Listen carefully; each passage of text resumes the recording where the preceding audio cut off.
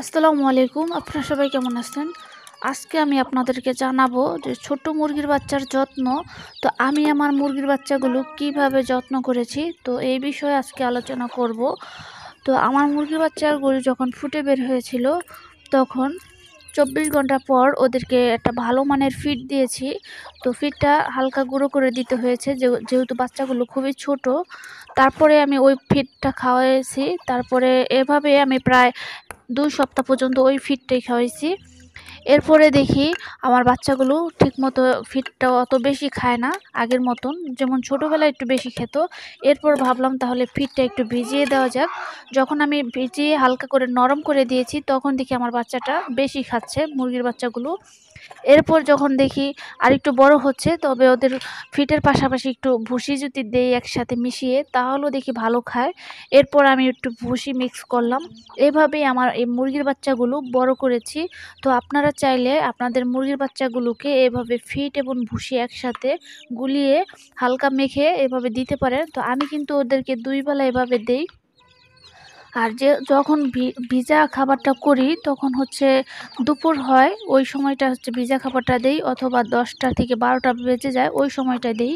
কারণ ভিজা খাবারটা সকাল ভোরে দেওয়া যাবে না, তখন সকাল ভোরে আর কি শুকনা ফিডটা দিতে হয়, না হলে মুরগির বাচ্চারা আবার ঠান্ডা লেগে যায়। তো এভাবে যদি আপনার মুরগির বাচ্চাগুলোকে যত্ন সহকারে পালতে পারেন, তাহলে খুব সহজেই মুরগির বাচ্চাগুলো বড় হয়ে উঠবে।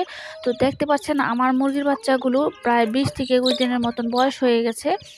তো ওরা কিন্তু অনেকটাই চঞ্চল হয়ে গেছে, এই খাবারগুলো খায়। ওদের পাশাপাশি কিন্তু ওদের মাও একই খাবারগুলো খায়, কারণ আমি হচ্ছে মার সাথে মুরগির বাচ্চাগুলো একটা খাঁচার ভিতরে আটকিয়ে পালতাছি। আমার মুরগির বাচ্চা ফুটেছিল প্রায় 13টি। তো এখন বর্তমানে বাচ্চা আছে 10টি। 3টি বাচ্চা মারা গিয়েছে। তো একটা হচ্ছে চিপ্পা লেগে মারা গিয়েছে, আরেকটা হারিয়ে গেছে, আরেকটা এভাবে অসুস্থ হয়ে মারা গিয়েছে। তো যেহেতু গরমের সিজন, তো তার জন্য মুরগির বাচ্চা বেশি মরে যায় নাই। আর শীতকালে কিন্তু মুরগির বাচ্চাগুলো বেশি মারা যায়, কারণ তখন মুরগির বাচ্চা ওইরকম একটা তাপ দিতে পারে না, চারদিকের আবহাওয়া খুবই ঠান্ডা থাকে। আর এখন আমি আপনাদেরকে দেখাবো এই যে এই বাচ্চাগুলো 1 সপ্তাহ হয়েছে হয়তো ফুটেছে। তো এর বাচ্চাগুলো কিন্তু মা থেকে আলাদা করে পালতাছে, রাতের বেলা কিন্তু একসাথে রাখা হয়। মা পাশাপাশি এখানে হাঁটাহাঁটি করে, আর মুরগির বাচ্চাগুলোকে খাঁচা দিয়ে এভাবে বেঁধে পালতাছে।